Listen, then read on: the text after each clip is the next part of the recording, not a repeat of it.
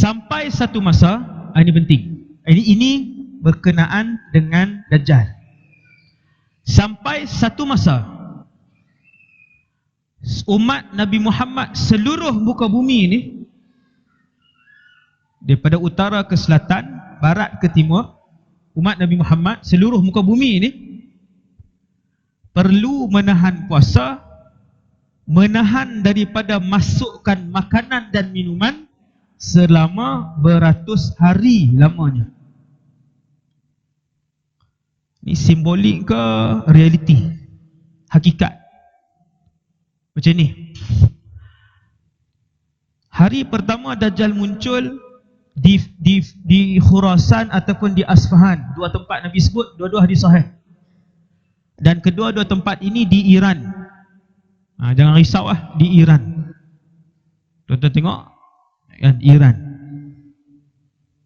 Hari ni boleh tengoklah agama apa di Iran. Di Iran ni agama Syiah. Hari pertama Dajjal muncul dan mengisytiharkan dirinya Tuhan di hadapan khalayak ramai. Panjang hari pertama itu ialah setahun. Minta jelas tuan-tuan. Panjang hari pertama, Dajjal keluar hari pertama, panjang hari pertama Nabi sebut yaumun kasanah, akan jadi setahun. Saya sebut kat tuan-tuan, yang tu Nabi sebut simbolik ataupun realiti, hakikat. Nanti saya uraikan. Kait dengan puasa. Sekejap. Setahun berapa hari tuan? 364 hari. Hari pertama, panjang dia. Tuan-tuan boleh darab sekarang 365 darab 24. Tuan-tuan akan dapat lebih kurang hari pertama Dajjal keluar tu lebih kurang 8,000 jam. Betul tak? Kan? Sibik ada calculator.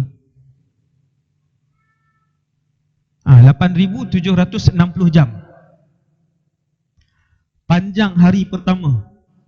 Sekejap kita kait dengan puasa.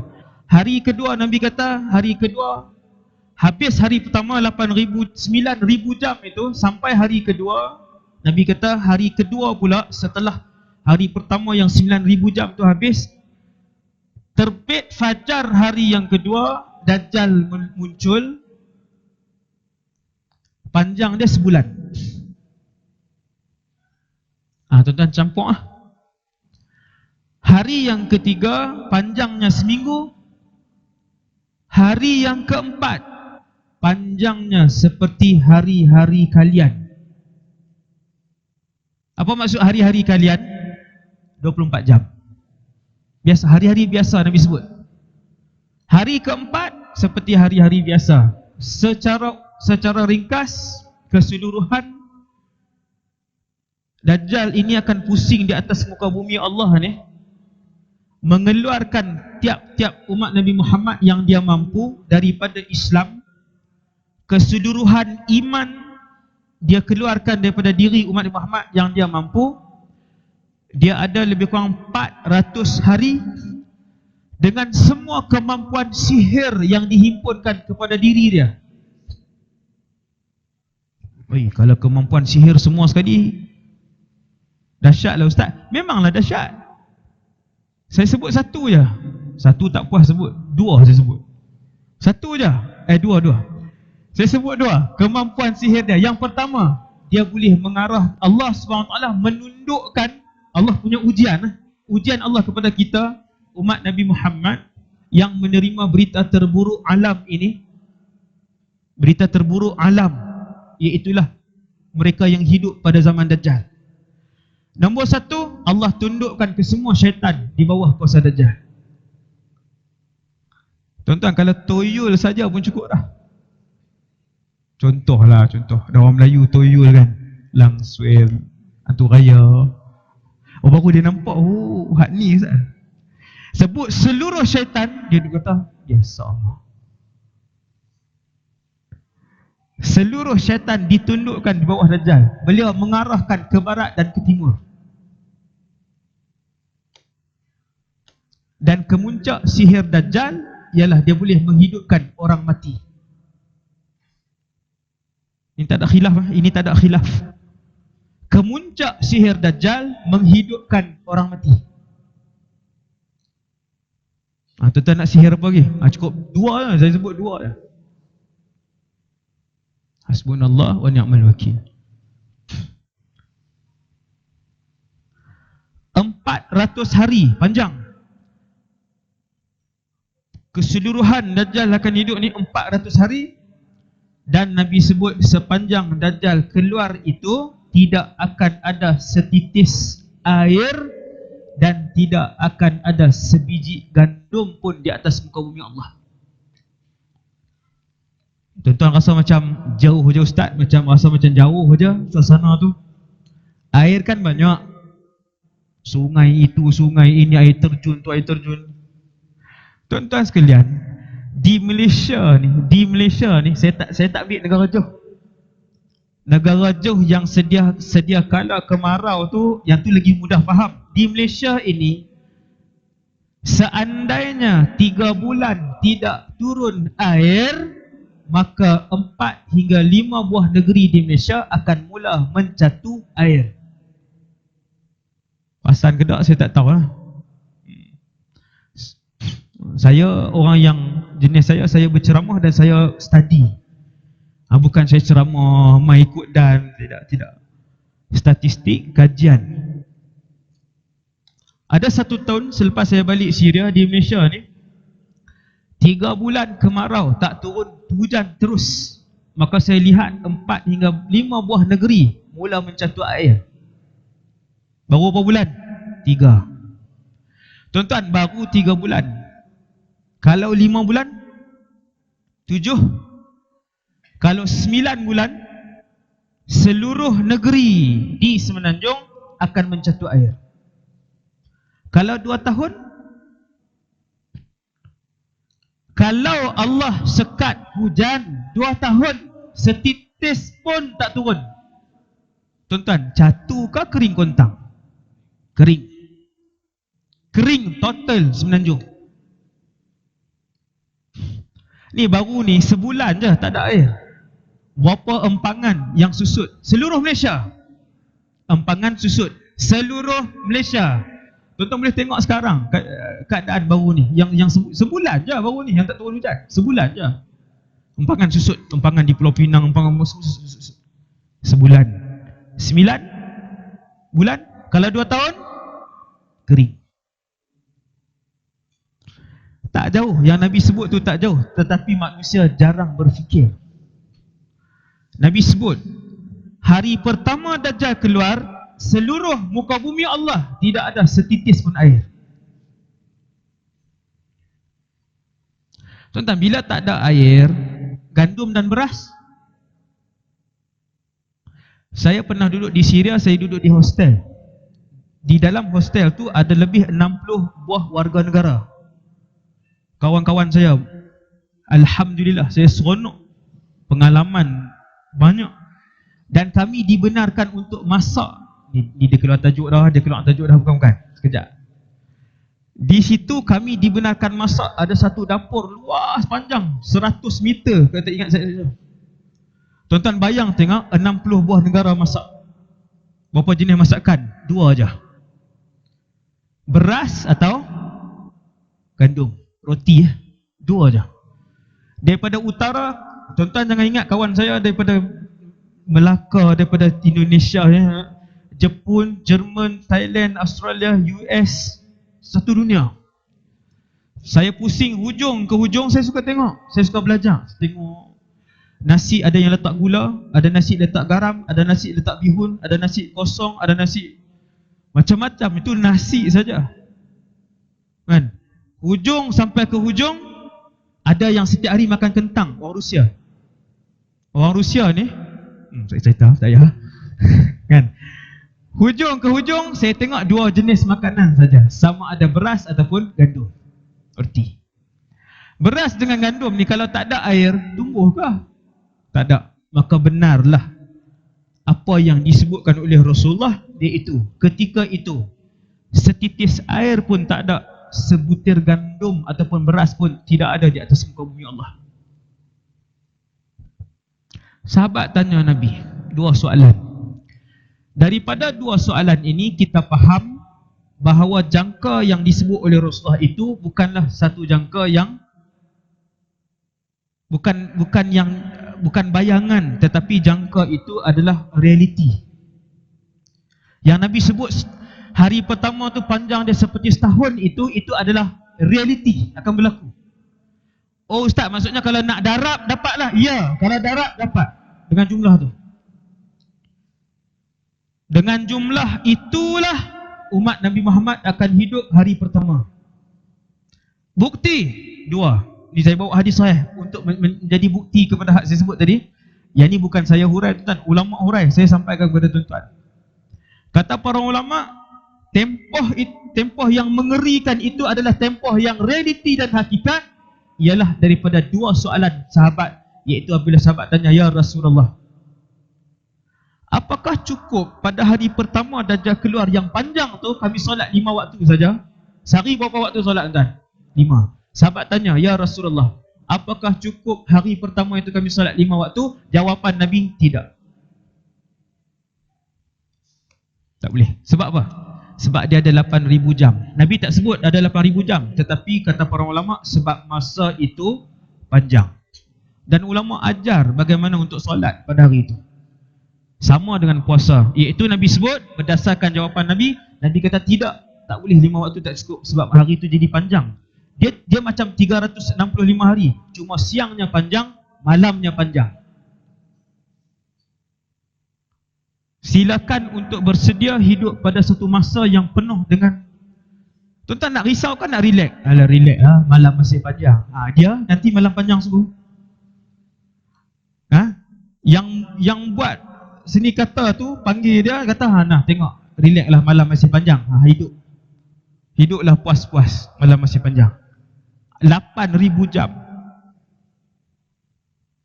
Apakah cukup ya Rasulullah 5 waktu? Nabi kata tidak. Uqduru lahu qadra. Itu jawapan Nabi. Nabi kata mesti buat anggaran. Zuhur ke asar berapa jam? Ini ulama ajar 4 jam. Okey, selepas solat zuhur, lepas 4 jam mesti solat asar. Tak kira lah warna apa pun di luar tu. Asar ke maghrib berapa jam? 3 jam. Okey, selepas 3 jam mesti solat maghrib. Puasa pun sama. Kita sahur pukul 6 contoh, 5.30 kita sahur, 6 kita solat subuh. Jam tu berjalan sampai petang 7.30, waktu tu boleh makan walau apa pun suasana di luar. Uqduru lahu qadra, kata Nabi. Itu fiqh di zaman Dajjal. Buat anggaran. Tuan-tuan yang dirahmati Allah, kemuncak kepada persoalan ialah, ramaikah di kalangan kita termasuk saya pada malam ni yang boleh bertahan tanpa makan dan minum untuk tempoh yang panjang tu? Masalahnya, dia Dajjal datang tu bukan bulan puasa, tetapi tiada makanan dan tiada minuman ketika itu, terlampau panjang tempohnya.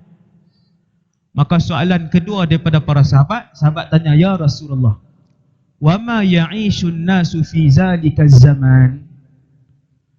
Wahai pesuruh Allah, orang-orang beriman yang lawan dengan Dajjal, yang tak tunduk dengan Dajjal, apa makanan mereka?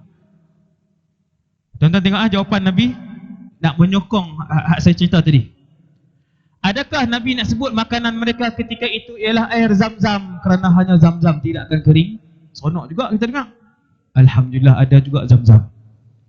Ataupun makanan mereka ketika itu ialah sehari Allah akan menghantar 3 biji kurma ajwah. Kerana kurma ajwah ini kurma Rasulullah tanam dan dia berkat. Apa jawapan Nabi? Ya Rasulullah, apakah makanan orang-orang beriman sepanjang tempoh yang panjang yang kita kira tadi 400 hari itu? Maka Nabi pun jawab, makanan mereka ketika itu ialah apa yang dimakan oleh para malaikat. Subhanallah walhamdulillah wala ilaha illallah wallahu akbar. Zikir itu akan menggantikan tempat makanan dan mereka akan rasa kenyang setiap kali mereka berzikir. Tuan-tuan, berapa ramai dalam surau ni yang kenyang dengan zikir? Yang pernah kenyang dengan zikir ni? Kita lagi zikir, lagi lapar. Kan? 1 jam dah ni, 1 jam dah duk wirid la ilaha illallah selawat apa? Tengok jam, 8 suku dah pagi. Patutlah lapar sangat. Lagi tambah, lagi lapar. Tuan-tuan yang dirahmati Allah, berapa ramai wali-wali Allah, orang-orang soleh pada hari kemunculan Dajjal yang akan bertahan tanpa makan, tanpa minum selama lebih kurang 400 hari panjangnya. Tuan-tuan rasa mustahil tak malam ni berasa macam ustaz? Puasa pun yang tahun lepas tak bayang-bayang lagi. Tadi ustaz sebut tinggal 10 hari baru tersedar. Ada, tengok muka pun tahu. Sebab tu jangan main salam dengan saya. Melawak Saya melawak Tapi ada yang tak ganti tu, ada yang tu tak melawak. Tuan-tuan, subuh ke maghrib pun dah tak tahan dah. Sebab tu Nabi sebut, buat persiapan awal. Ramadan jangan sekali-kali punting. Dia rukun Islam. Lebih besar daripada rukun Islam Ramadan ni tuan-tuan, di akhir zaman begitu diperlukan oleh umat akhir zaman untuk menghadapi hari-hari sukar zaman Dajjal. Saya jumpa dengan beberapa orang yang berpuasa Rejab, Syakban, Ramadan. Saya jumpa, bukan sembang jauh-jauh, saya jumpa. Subhanallah. Yang sudah berbelas tahun Rejab, Syakban, Ramadan, saya jumpa berdepan. Ni waktu musim panas yang puasa sunat pun sehari, seminggu sekali je kami. Tak larat dah tuan, seminggu sekali. Sebab kemudian pula sibuk keluar pagi, keluar gelap, balik gelap, memang nak puasa sunat. Alasan lah tu kan. Saya jumpa seorang makcik ni, seorang tok ni, lama dah, umur pun banyak dah kan. Tiap-tiap tahun saya jumpa, baru ni 2 minggu lepas kalau tak silap saya, dia dah mula puasa dah. Macam biasalah Rejab, Syakban, Ramadan. Dalam keadaan panas terik ini, saya tanya dia, tak letih ke? Saya kata. Dia kata, ustaz, puasa ke tak puasa ke sama je. Kalau hari puasa boleh mengajar 90 orang, hari tak puasa boleh mengajar Quran 90 orang. Kalau hari puasa boleh pergi buat tahlil, baca yasin, pergi selawat burdah di rumah orang, 2-3 buah rumah, hari tak puasa pun sama je ustaz. Dia kata tak ada biasa ustaz. Hari tak puasa pun makanan dia 2 pinggan kecil macam tu sikit, hari puasa pun macam tu lah, sahur dan berbuka. Dia kata tak pernah ada beza dalam hidup dia, puasa dan tak puasa. Tuan-tuan nampak tak saya nak beritahu apa?